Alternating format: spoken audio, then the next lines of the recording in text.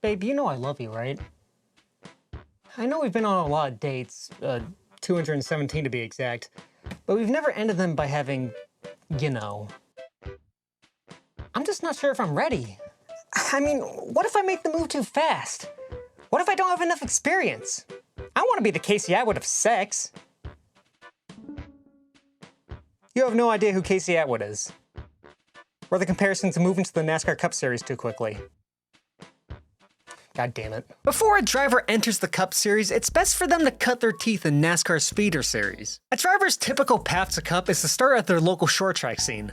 Then they progress to either a late model series, Whelen Modifieds, or one of the ARCA regional series. They can also come from one of the many USAC series or dirt racing, which may not be stock cars, but can still translate well. Then it's a quick stop at the main ARCA series before reaching the final stepping stones to Cup. The Craftsman Truck and Xfinity / Busch / Nationwide series is where a driver takes everything they've learned in their racing career and fine-tunes it to a point where they've proven that they're worthy of a Cup ride. You get all that?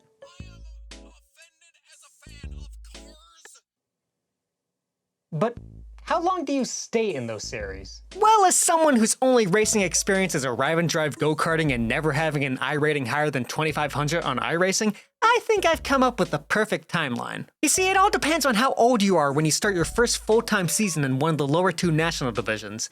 We start off at the age of 18 because that's when you're able to run all the tracks on the schedule. Between the ages of 18 and 20, I think you should spend at least 4 years honing your craft. This takes into consideration that at this point in your life, you haven't been racing that long and your talent is still very raw. Also, in this age range, you might still be dumb and immature. I know that I sure was. Now for the next timeline, we have the age range of 21 to 24, where I believe you should spend 3 years. By now you've matured a bit, and come the end of your 3-year window, you should be ready for Cup. Now from 25 and up, maturity is hopefully set in.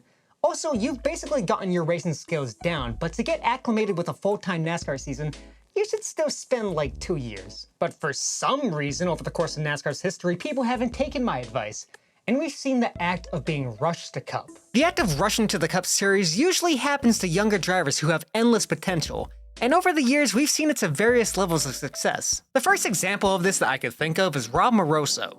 In the late 80s, everyone had their eyes on this young phenom from Connecticut. Rob's first full-time season in the 1987 Busch Series came at the age of 18. He'd spent 3 years there where he would set records for the youngest winner in Busch at 19 and the youngest NASCAR champion at 20. Now, they could have spent another year in Busch, but Rob and his family's team decided to take all the positive momentum they had and move to the Cup Series in 1990, which for someone like him was unheard of at the time. When someone was a Cup rookie back then, they were typically much older.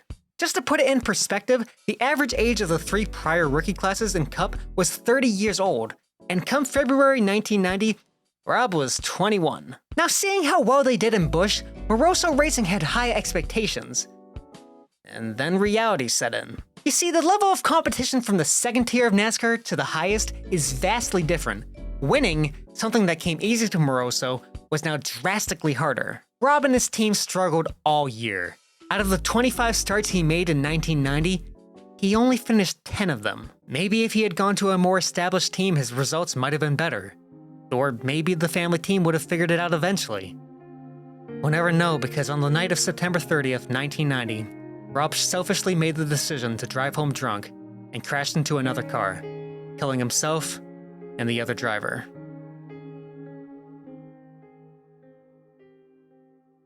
NASCAR wouldn't see another young rookie again for about 3 years. This next driver only ran 2 full seasons in Busch before making his Rookie Cup season debut at 21. Now, he was a relatively unknown driver, so you probably don't remember him. It's Jeff Gordon! It's fucking Jeff Gordon! I don't have to go into detail because it's fucking Jeff Gordon! With all of Jeff Gordon's success, this had other team owners see what Rick Hendrick did, and they thought to themselves, I need me one of these. One of the first drivers with the moniker of the next Jeff Gordon was Kenny Irwin Jr. After finding success in USAC, including the 1996 National Midget Championship, Irwin moved to the relatively new Truck Series in 1997 at the age of 27. That season, he'd earned 2 wins and Rookie of the Year honors. He'd also make a few starts in Cup that year, where in his first race, he'd qualify 2nd and finish 8th, which had the whole garage go, oh shit. In 1998, Kenny would skip right over the Busch Series and spend his Rookie Cup season at Robert Yates Racing. That season could have been better. but it was at least enough to win Rookie of the Year. In 1999, he'd make improvements, but compared to his teammate who was winning the championship, it didn't look that great. For the 2000 season, Robert Yates would replace Urban with Ricky Rudd, and Kenny would move to Team Sabco.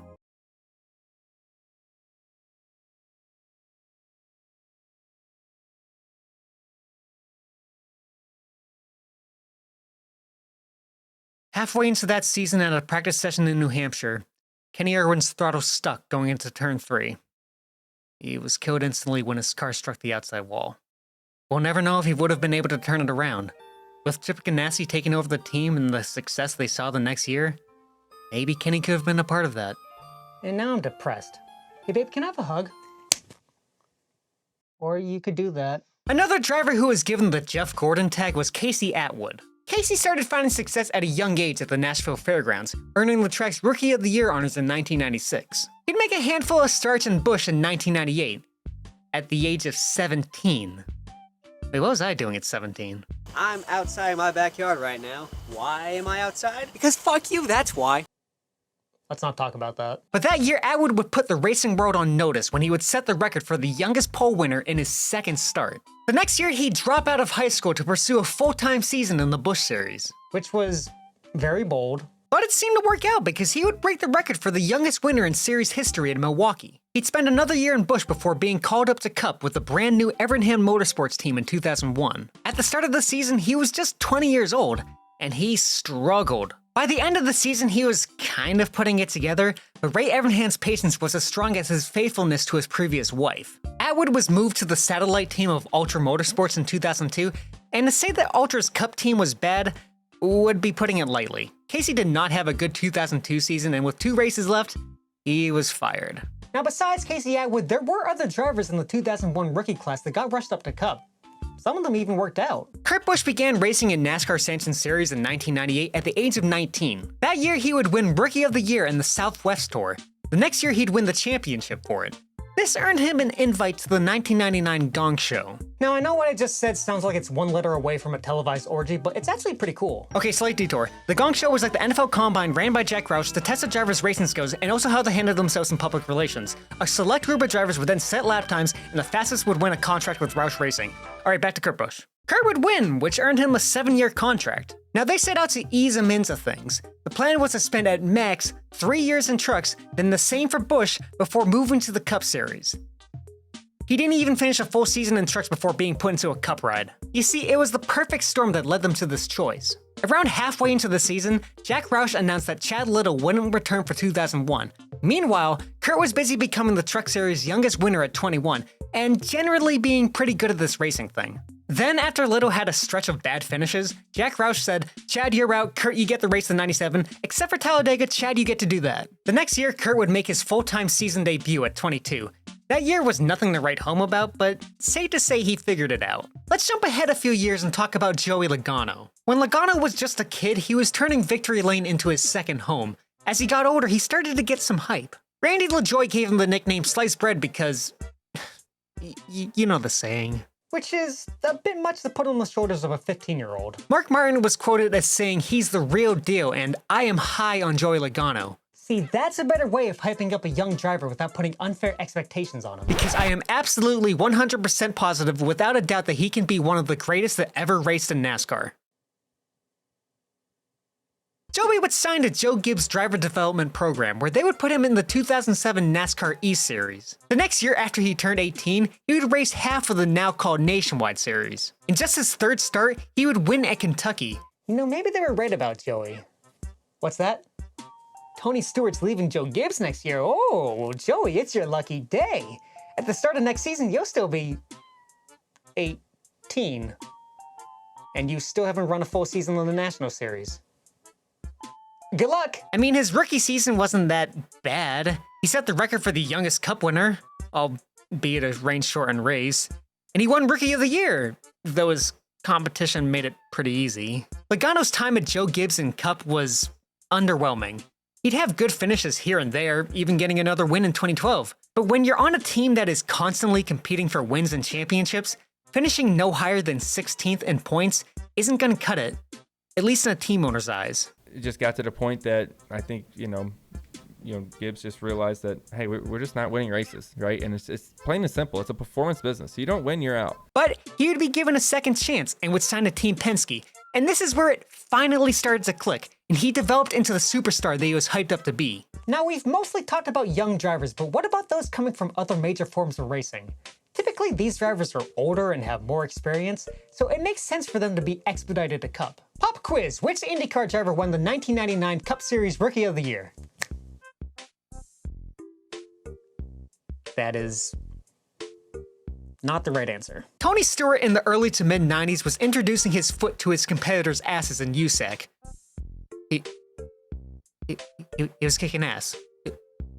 He was really fucking good. For example, in 1995, he was the first to ever win the USAC Triple Crown in a single year. From there, he spent 3 seasons in IndyCar, where he won the 96-97 championship. In 1998, he'd run most of the Busch Series schedule for Joe Gibbs, while also running his final full year in IndyCar. That year in Busch was up and down, but considering he was running 2 vastly different series, it's not bad. The next year at 27, he'd moved to Cup and hit the ground running, winning a record 3 races as a rookie.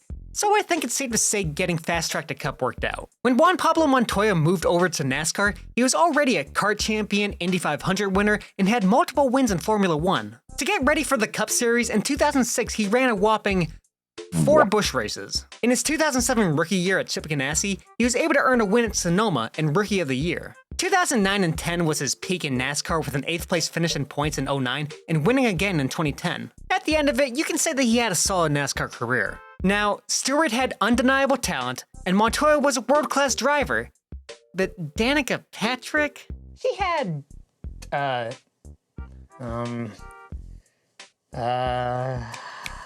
what was it? Was it that? No, it wasn't that. Oh, marketing. I mean, don't get me wrong, she was okay in IndyCar. She had a win. But the biggest thing she had going for her was being marketable. She'd make a few starts in Nationwide in 2010 and 2011, but moved to full-time in 2012 for Junior Motorsports. She would finish 10th in points in a season that could only be described as meh. But with the help of being one of the biggest names in racing and a fat check from GoDaddy, she moved to Cup full-time in 2013 for Stewart Haas. Now, it was really impressive for her to win the pole for the Daytona 500, and she did finish well, but barring a few good finishes every now and then, it was all downhill from there. While her teammates were contending for wins and championships, Danica was doing whatever the opposite of that was. And unlike some of the other drivers who were rushed and floundered, she stuck around much longer because of all the money she brought in. I wish I could say it's because she was a nice person, but I would be fucking lying. So what about today? Well, there's still plenty of guys who get rushed up, but the success rate feels like it's much higher. It could be because in the early 2010s, NASCAR changed the rule to allow 16 and 17-year-olds to race at short tracks and road courses and trucks after a decade-long ban on minors in the National Series. This lets them get their feet wet and helps them learn faster. It also could be that all the driver development programs are doing a better job prepping them. Ultimately, sometimes it's hard not to rush. Maybe a driver brings in a sponsor that helps pay the bills, or maybe they have so much talent that it makes no sense wasting their time. And even if a driver doesn't initially pan out, history has shown that with determination and a team willing to have patience, they can reach the potential they once had. You won't know until you make that jump. And you know what? I think I learned a lot from this. Babe, I think I'm finally ready to have— oh, and she left.